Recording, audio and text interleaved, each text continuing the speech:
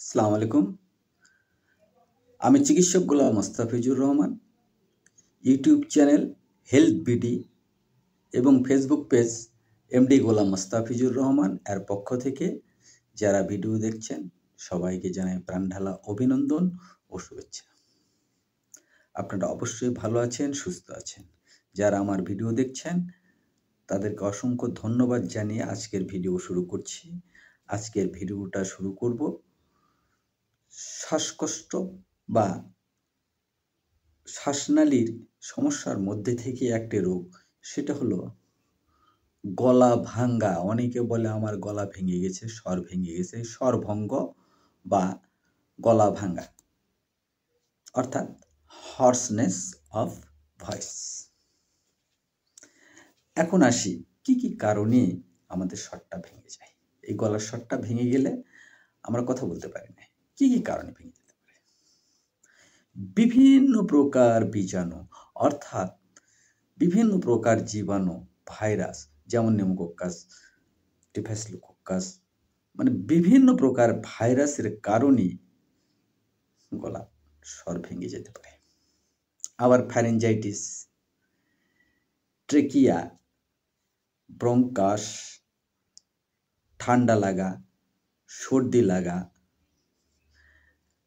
Whooping কাশি, হিস্টুরিয়া, অতিরিক্ত দুর্বলতা, রক্তশূন্যতা, নার্ভের পক্ষাঘাত, বিভিন্ন কারণে, এমনকি জোরে জোরে কথা বলা, চিৎকার করে কথা বলা, অনেক স্টেজে বক্তব্য দেওয়া বেশি লোকের মধ্যে এবং বেশি জোরে জোরে কথা বলা এবং পুরনো ফারিনজাইটিস ও টনসিলাইটিস রোগের কারণেও হতে পারে। এগুলো পর্যবেক্ষণ করে দেখতে হবে। এই জন্যই তার স্বর ভেঙে যায়। যে আসলে তার রোগটা কি, এটা নির্ধারণ করা প্রয়োজন। আসি, আমরা কারণটা শেষ করে দিলাম যে কি কারণে আসে। এখন আসি আমরা যে এর লক্ষণটা কি। এর লক্ষণই হলো গলা দিয়ে অনেক সময় কথাই বাড়ায় না। যদিও কথা বাড়ায়, অনেক কষ্ট করে কথা বলতে হয় এবং সে কথাটা কর্কশ হয় এবং গলা কুটকুট কুটকুট করে, শুকে যায়। অনেক সময় এর জন্য শ্বাসকষ্ট হতে পারে। গলায় পক্ষাঘাত হলেও এটি হতে পারে। গলার পক্ষাঘাত হলে যদি এটি হয়, দেখা যায় অনেক সময় কখনোই আর এই গলা ভাঙা রোগটা সারে না। গলার টাটানি, ব্যথা বৃদ্ধি পায়। অনেক সময় কাশি, বুক, গলা জ্বালা যন্ত্রণা করে। কাশিতে কাশিতে বুকের ভিতরে এবং গলায় অনেক সময় জ্বালা যন্ত্রণা করে। নাক দিয়ে দুর্গন্ধযুক্ত স্লেমা বা সর্দিটা বাহির হয়ে যায়। আবার কিছুদিন পরে এই সর্দি শুকে যায়, আবার তরল হয়ে আবার বাহির হয়। অনেক সময় দেখা যায় যে ব্রনকাইটিস রোগ এর কারণেও শ্বাসকষ্টও হয়। ব্রনকাইটিসে আক্রমণ করে থাকলে তার জন্য গলা ভেঙে যেতে পারে।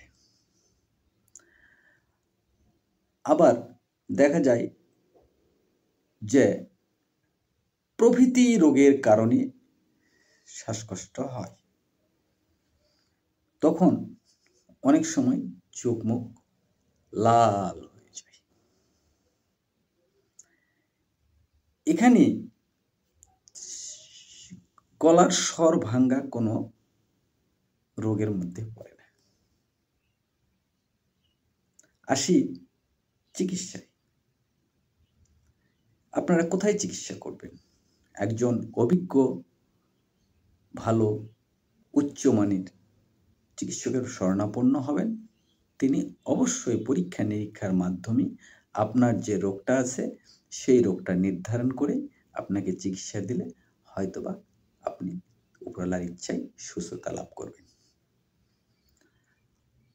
তবে আবারও বলছি যে স্বর ভাঙ্গা অথবা গলা ভাঙ্গা, গলার স্বর বসে যাওয়া এটা কোনো রোগ নয়।